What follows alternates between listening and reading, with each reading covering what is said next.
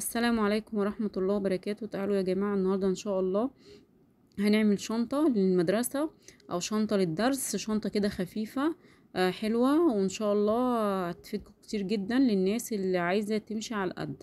تعالوا طبعا القصاقيس اللي عندكم جمعوها وهاتوها وشوفوا القصاقيس المناسبة ليكوا، لازم تكون اللون موحد عشان خاطر الشنطة تطلع شكلها متناسق وحلو. بصوا الشكارة دي مش مهم تجيبوها خالص، بس انا حابة اعملها لان الشنطة دي هتبقى قماش. فطبعا لو الشنطة مثلا في الفصل ولا حاجة اتدلق عليها مية او اتدلق او هي حاططها في الارض والارض ما كانتش نظيفة، الكتب والكراريس ما تتبهدلش. فانا حابة ان انا اعملها بالشكارة دي. بص انا جبت معايا طبقتين من القماش وجبت معايا الشكارة دي، طبعا بعد ما هقصها وهسويها تبقى برضو طبقتين. بصوا اهو كده اهو، هسويها كده، هي هتطلع معايا مستطيلة زي ما انتوا حضراتكم كده شايفين. طبقتين مشمع وطبقتين قماش اهي. بعد كده اهو هبدأ معايا ان انا اجيب الحتتين دول زي ما انتوا شايفين. ديت كانت برضو بواقي عندي، هطلع منها حتة هعمل منها جيب كده في وش الشنطة. فانا الصراحة كنت محتارة هعمل الجيب من انهي لون، يعني من الاسود ولا الرمادي ولا ايه. فانا يعني قررت خلاص ان انا هاخد الحتة السوداء دي هعمل منها الجيب زي ما انتوا كده شايفين، وهعمل فيها سوسته وان شاء الله شكلها هيبقى حلو. فجبت بقى معايا القصاقيس دي هنعمل منها الدراعات بتاعه الشنطه اهي. بصوا هبدا كده واحطها مع بعض، عايزاها تديني اكبر طول، فانا لقيت الطول بتاعها دوت مناسب وحلو. بصوا بقصها كده عرض واحد كلهم بحطهم كده على بعضيهم وبطلع العرض بتاعي. خلي بالكوا يعني سهله جدا وتقدروا تنفذوها. اي نعم حصلت معايا شويه لخبطه وانا شغلاها، بس هوريها لكم، ومش يعني هقصها عشان خاطر تشوفوا يعني ايه. مش لازما يعني الواحد يبقى عارف الحاجة ومتمكن منها عشان يعملها، لا عادي انتي ممكن تعمليها وتغلطي فيها بس تاني مرة هتعمليها احسن بكتير. بصوا بقى انا كانت عندي الحتة مربعات اللي انتوا شفتها دي كنت هعملها بطانة، بس الصراحة استخسرتها. طلعت حتة عندي من القصاقيس دي قلت هعملها بطانة. وجبت حتة من الشكارة وقلت هعمل عليها الاسطمبة وقصيتها وهي. وكده معايا خلاص الشنطة، اللهم بارك. هنروح على المكنة ونبدأ نطلع معانا كده ونمشي خطوة خطوة. هبدأ اجيب معايا القماشة والشكارة دي اتجاه واتجاه، وهبدأ كده امشي معاها كده داير داير كده. بصوا بعملها على الخط، على الحرف خالص، بمشي بعرض الدواس اهو. كده خلصت واحدة وهبدأ ببص عشان الهوا بقى اللي جوه ده، همشي كده خياطات بالطول. بصوا خياطات بالطول، فانا اخترت النقشه اللي هي على القماشه، وهمشي بيها الخطوات بتاعتها اهي، الاطوال بتاعتها اهي كده كلها مع بعض اهي. وكده طلعت منها الهوا وان شاء الله تبقى حلوه. جبت الاتجاه التاني بتاع الشنطه اهو، هبدا برضو همشي بيها كده هنا اهو. بصوا هنا بقى حطيت دي كده، فلقيتها ان القماشه السنو معلش يا جماعه، ان السنان بتاعه المكنه كانت بتسحبها، فكانت عامله فيها تشريب كده. فانا جبت معايا الشكاره حطيتها من تحت وحطيت القماشه من فوق، وبدات امشي كده اهو على الحرف زي اول واحده انا عملتها اهو كده اهو. سهله جدا وبسيطه. واعمل نفس الخطوات التانية برضو عشان الهواء اللي في على الهواء اللي في الطبقتين ما يبقاش فيه هواء في النص، وكمان لما تتغسل ما تبقاش رخمه في غسلها اهي. همشي برضو خطوات. بصوا زي ما انتوا شايفين كده بالظبط.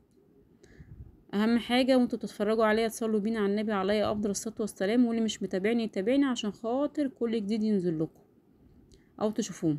بصوا بقى دي اللي انا هعملها جيب، فانا فصلت الحته بتاعتها اهي زي ما انتوا شايفين كده، وهبدا اهو. بصوا بعمل لها زي زاويه كده عشان انا عايزه ادقق الحروف بتاعتها، مش عايزاها تبقى خفيفه عشان انتوا عارفين الجيب دوت بيقعدوا يفتحوا ويقفلوا فيه فبتتقطع من الجنب وكده، فانا عايزه اتقلها بس مش عايزه اعملها طبقتين. بصوا همشي كده خياطه بيها زي بصوا اهي زي البرواز كده اهو.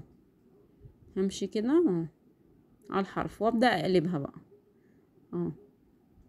هقلبها كده معايا وهبدا اعملها خط شيمه بتاعتي اللي هي بتبقى عباره عن مليهات اهي لوحديها من غير ما احطها على الشنطه. ببدا كده اهو بمشي بيها واحده واحده اهي بلف عليها كلها كده عشان خاطر الحرف اللي انا حطاه من تحت يبقى من جوه. هنا بقى غلطت في هنا جبت السوسته بتاعتي وكنت مستعجله عايزه اخلص بسرعه، فحطيت السوسته كده وركبتها في الجيب على طول اهي. وطبعا الخطوه دي ما كانش لازم تنفع دلوقتي، وقفلت اهي.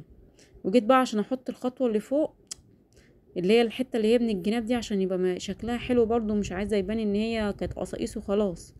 فلقيت ان انا لازما هفتح الحرف بتاع السوسته دي من هنا عشان اتني دي كده، شايفين اهي. طبعا انا فكيت اول حرفها وركبت الحته هي اللوكسه دي. طبعا في الاخر عايزه اعمل زي ما عملت في الاول، فاضطريت ان انا فكيتها كلها. وبعد ما فكيت رحت قصيتها وجبت الحته بتاعتي، بصوا عملتها زي اللوكسه كده اهي، شايفين، وخيطت في اخرها بس كده اهي. دي الخطوه دي كانت لازم تتعمل قبل ما اركبها في الجيب. وارجع بقى اركبها تاني في الجيب اهو كده على الحرف لطش. والله فكرتها سهله جدا، بس هي جت في الاخر وانا اتلخبطت فيها. هتشوفوها فين بالظبط عشان ايه انتوا حضراتكم تتفادوها. بصوا هبدا بقى اجيب الحته معايا كده اللوكسيه كده عريضه اهي، وهركبها كده على الحرف بتاعي اهو. وهمشي عشان خاطر لما اجي اردها ما يبقاش في حاجه خالص باينه من الخياطات اهي، شايفين. هردها كده، هتنيها كده واردها. طبعا جبت الجيب بتاعي كده ووش الشنطه عندي. هحط اول حاجه كده من فوق، رديت حته الشريطه اللي انا عملتها من فوق، وهبدا امشي كده اهو المربع بتاعي المستطيل بتاعي اهو كده، الخياطه بتاعتي كلها واثبت عليها بس كده اهو. وابدا هجيب الوش التاني، الظهر التاني بتاع الشنطه، واركبهم الاتنين في بعض وابدا الف عليها كده. طبعا اخلي بالي من الاتجاه بتاع السوسته عشان ما اجيش اقفلها من فوق اهو. بصوا كده انا قفلت وسبت فيهم اتجاه مفتوح اللي هي ايه بتاعه السوسته من فوق. هبدا اجيب بقى معايا البطانه دي وهركبها فيها، بس المفروض اصلا البطانه دي كنت هخليها هركبها بس. كان المفروض ان الشنطه بتاعتي دي من الاخر هسيب فيها فتحتين زي الفتحتين اللي بتبقى في التيشيرتات دي، عارفينها. تعالوا هتشوفوها دلوقتي ازاي. من هنا طبعا انا غلطت وقفلت الشنطه بتاعتي دي كده مع البطانه كلها داير. قفلت الاتنين مع بعض كده اهو اهي. طبعا انا لفها الناحيه التانية عشان الشكاره ماشيه بالعافيه تحت، مش بالعافيه يعني السنان بتعمل فيها صوت كده، فخفت ايه يحصل حاجه للمكنه اهي. بصوا عملتها كلها كده ولفتها داير. خلي بالكوا دي عامله زي المشمع، مش تخينه قوي يعني ولا اي حاجه. جيت طبعا فضلت ماشيه في الغلط وما شفت يعني ما خدتش بالي منه لما جيت عشان اركب الشريط بتاع الشنطه. وانا طبعا كنت عايزه اعمل لها شيمه عشان خاطر انيم الخياطه ديت بتاعتي ما تبقاش طالعه والبطانه بتاعتها ما تبانش من بره. مشيت هنا وخلصت، وبعد ما خلصت بصوا اهي عماله اتنين طب الشريط هيطلع منين.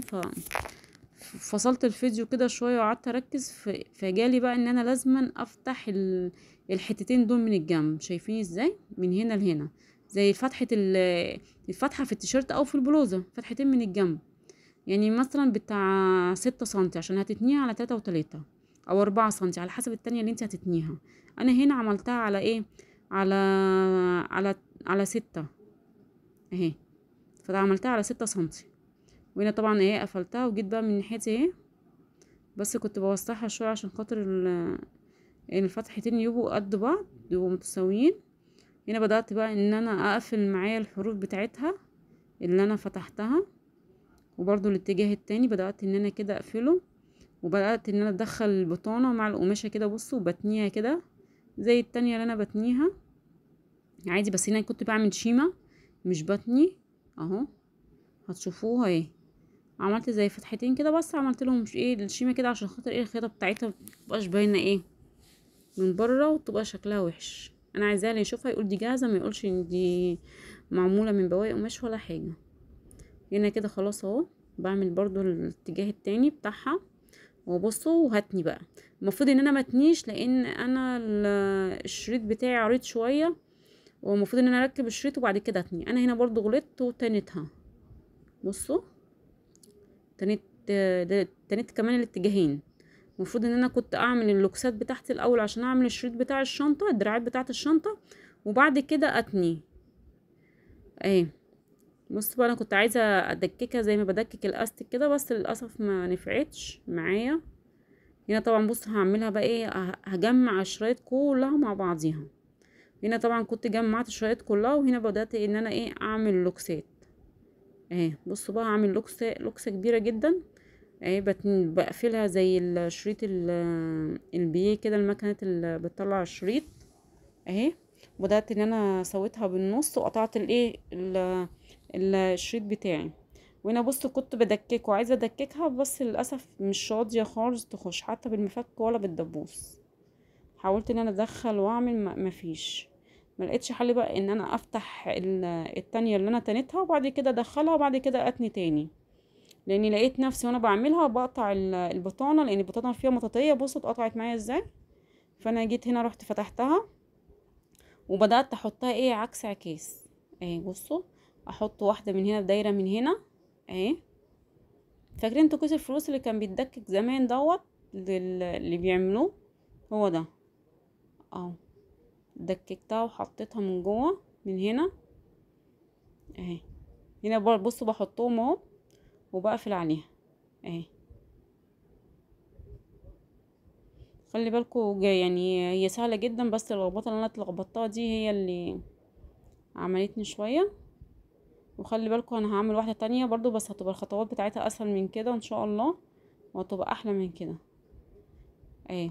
بصوا ببدأ اعيد عليها تاني وكده ايه خلاص عملت على الاتجاهين. طبعا هنا فاضل ان انا اثبت الدراعات في الشنطة، الدراعات بتاعتي دي يعني بصوا بتتقفل اهي من فوق اهي، بشدها كده من فوق اهي. طبعا انا كده بقى انا عايزة اثبت الدراعات بتاعتي في حرف الشنطة. فانا جبت الجنبين بتوع الشنطة اهو، بصوا كده الجنبين مع بعض، وشفت ال المسافة بتاعتي اللي انا هعملها، وعملت الاتنين ودخلتها من جوه كده من على الوش، وبدأت ان انا ايه اثبت اهي. وبرضو الاتجاه التاني برضو بدأت ان انا ادخلها وبدأت ان انا ايه اثبتها اهي كده اهي. خلي بالكم انا اول مرة اعملها، بس يعني طلعت معايا الحمد لله حلوة وعجبتني وعجبت عيالي المهم يعني اهو. بصوا طبعا المشمع ده انتم ممكن ما تحطوهوش، الشوكولاته دي ممكن ما تحطوهاش لانها موقفاها شويه، بس الصراحه انا حطيتها لاني كنت خايفه على الكتب والكراريس احسن تتبهدل الصراحه. فانا قلت الشوكولاته دي هتحمل الكتب والكراريس، انا اهم حاجه عندي الحاجات اللي بتتحط جواها. بصوا اللهم بارك شكلها بقى عامل ازاي، جميله جدا حلوه. وطبعا الشوكولاته دي هتخليها تقدر ان هي تستحمل تشيل اي عدد من الكتب وتبقى متينه وحلوه. لو الفيديو بتاعي عجبكم ما تنسوش بقى تعملوا لي لايك حلو كده ومتابعه الصفحه عندي عشان ينزل لكم كل جديد. وهنا بصوا الصوصه اللي بره دي عامله لي الاقلام. يا رب الفكره تكون عجبتكم. سلام.